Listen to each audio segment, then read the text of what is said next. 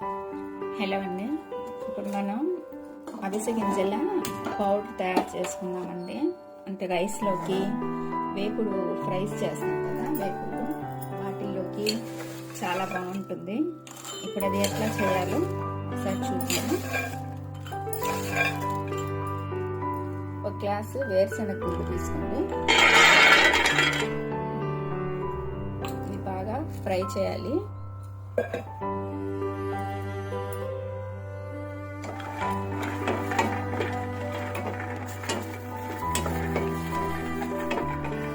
కొంచెం బాగా ఫ్రై చేయండి, బాగా వేపండి లోపల దాకా పప్పుని.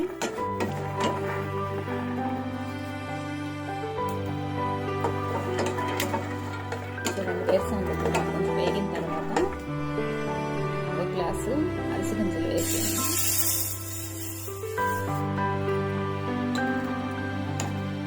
ఇవి కూడా బాగా చిట్లేటట్టు వేయించండి.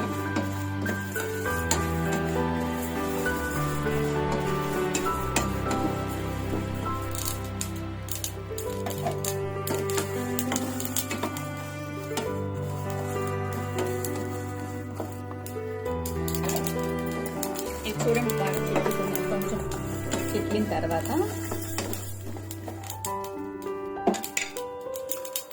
దీంట్లో కొంచెం నువ్వులు వేసేయండి.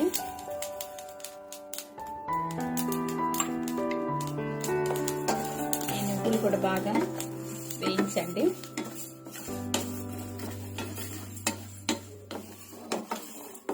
సిమ్లో పెట్టి వేయించుకోండి, మరి హై మంట మీద పెట్టొద్దు.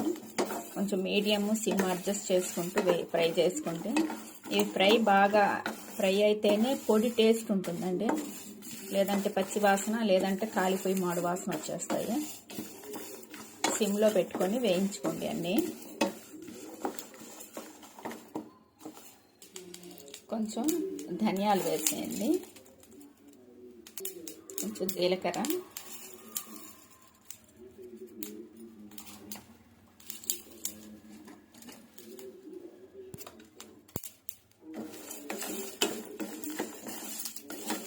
బాగా ఫ్రై చేసుకోండి.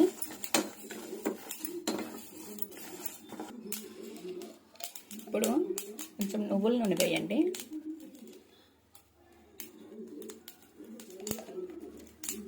పొల్లల్లోకి కానీ పచ్చళ్ళలోకి కానీ నువ్వుల నూనె బాగుంటుందండి, మంచిది కూడా నువ్వుల నూనె.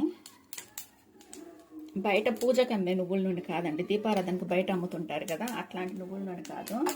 మనం వంటకి అంటే కొంచెం గానుగుల దగ్గర ఫ్రెష్గా దొరికే దగ్గర తెచ్చుకోండి. ఇవన్నీ బాగా ఫ్రై అయిన తర్వాత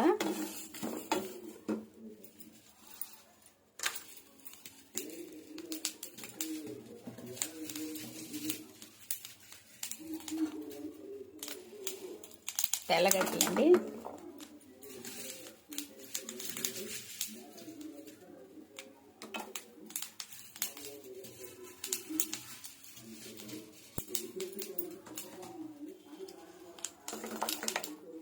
తెల్లగడ్డలు కొద్ది వీటితో పాటు కొంచెం ఫ్రై అయ్యేటట్టు వేయించండి. మిక్సీకి వేసుకునేటప్పుడు తెల్లగడ్డలు పక్కకు తీసేసి ముందు ఇవన్నీ పౌడర్ చేసుకొని మళ్ళీ తెల్లగడ్డలు వేసుకోవచ్చు. అంటే ఇప్పుడు దీంతో పాటు ఫ్రై అయితే తెల్లగడ్డ బాగుంటుంది ఫ్లేవర్.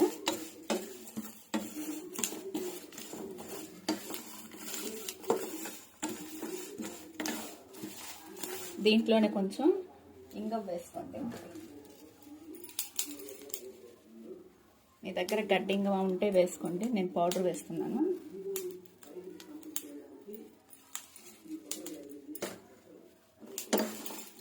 పొల్లల్లోకి ఇంగువ ఫ్లేవర్ చాలా బాగుంటుందండి. లాస్ట్లో కొంచెం కరివేపాకు ముక్కడి వేసుకోండి. పొల్లల్లోకి కరివేపాకు వేసుకుంటే చాలా బాగుంటుందండి, ఫ్లేవర్ చాలా బాగుంటుంది.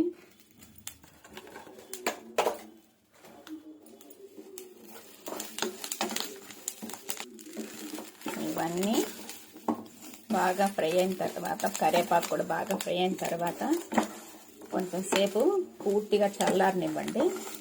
చల్లారిన తర్వాత తెల్లగడ్డలు పక్కకు తీసేసి కొంచెం ఉప్పు వేసుకొని, రాళ్ళు ఉప్పు వేసుకుంటే బాగుంటుంది. రాళ్ళు ఉప్పు వేసుకొని మిక్సీ పట్టేసుకున్న తర్వాత చూపిస్తాను.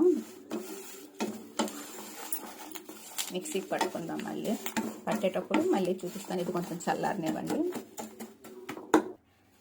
చింతపండు కొంచెం ఒక చిన్న ఉసిరికాయ అంత ఉంటుందండి. ఒక చిన్న చింతపండు తీసుకొని వేడి మీద అట్లా వేసేసేయండి. ఇది ఇంకా పూర్తిగా చల్లారనిద్దాము. చల్లారిన తర్వాత మిక్సీకి పట్టుకుందాము. చూడండి, పూర్తిగా చల్లారింది. దీంట్లో నుంచి తెల్లపాయలు తీసేసినానండి. చూడండి, సౌండ్ చూడండి ఇట్లా వస్తుంది, గలగల అని. ఇట్లా సౌండ్ వస్తే మనకన్నీ బాగా వేగినట్టు, బాగా చల్లారిపోయినట్టు అండి. చల్లారిపోతే ఇట్లా గలగల బాగా సౌండ్ వస్తుంది. నెక్స్ట్ ఇప్పుడు ఇవన్నీ మిక్సీకి చేసి పౌడర్ చేసేద్దామండి. మిక్సీకి వేసుకున్న తర్వాత దీంట్లో కొంచెం రాళ్ళు ఉప్పు వేసేద్దామండి. ఇది ఇంకా మిక్సీ పౌడర్ చేసుకుందాము. చూడండి, ఇది కొంచెం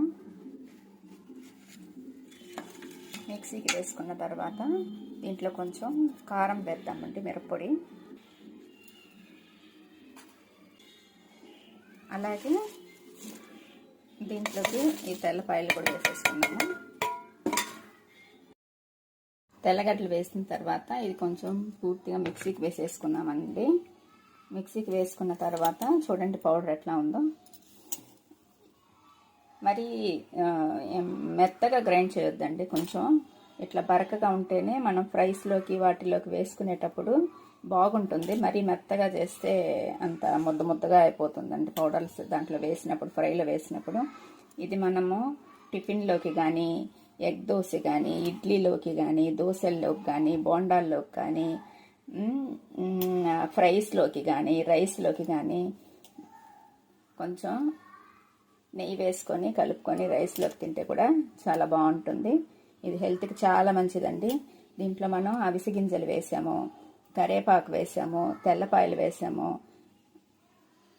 వేరుశనగ గుళ్ళు వేసాము, నువ్వులు వేసాము. అన్నీ మంచి ఇంగ్రీడియంట్స్ వేసుకున్నాం కదా. ఇది చాలా బాగుంటుంది, హెల్త్కి చాలా మంచిది. మీ పిల్లలకి చేసి పెట్టండి. చాలా చాలా చాలా మంచిదండి ఇది. Thank you.